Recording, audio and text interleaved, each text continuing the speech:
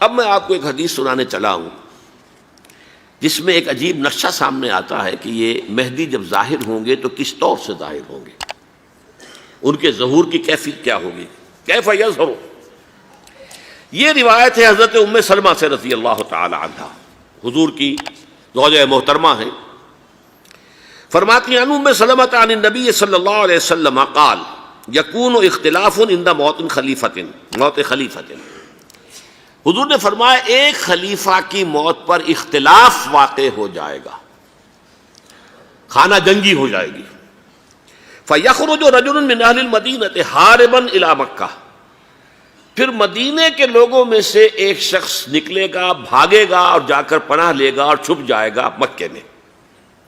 فَيَأْتِيهِ نَاسٌ مِّنْ أَهْلِ مَكَّةِ، پھر اس کے پاس آئیں گے اہل مکہ، مکہ کے لوگ، فَيُخْرِجُونَهُ، اور اسے نکالیں گے، جہاں وہ چھپے ہوئے ہوں گے وہاں سے نکالیں گے۔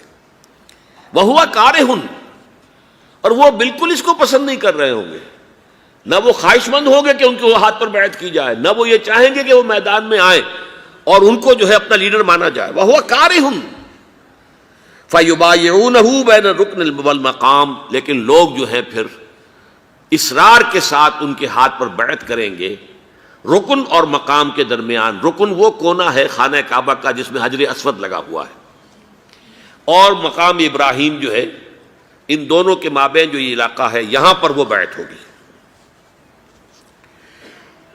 وَيُبْعَثُ إِلَيْهِ بَعْثٌ مِّنَ الشَّامِ، ان کے خلاف ایک لشکر بھیجا جائے گا شام سے۔ نہیں کہا جا سکتا کہ باسی حکومت اس وقت کی جو ہے اس کی طرف سے کوئی مسئلہ اس طرح کا اٹھ کھڑا ہو، اس لیے کہ ابھی تو بہرحال باسی حکومت وہاں ہے۔ فَيُخْسَفُ بِهِمُ بِالْبَيْضَاءِ بَيْنَ مَكَّةَ وَالْمَدِينَةِ، لیکن اللہ تعالیٰ اس لشکر کو مکے اور مدینے کے درمیان وادی بیضاء میں دھسا دے گا، زمین کے اندر پورے کے پورے لشکر کو۔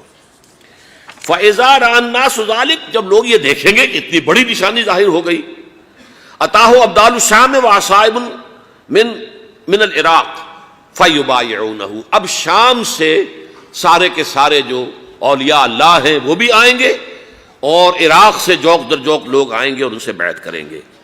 وَيَعْمَلُ فِي النَّاسِ بِسُنَّةِ نَبِيِّهِمْ، پھر وہ عمل کریں گے لوگوں کے مابین، حکومت کریں گے اپنے نبی کی سنت کے مطابق۔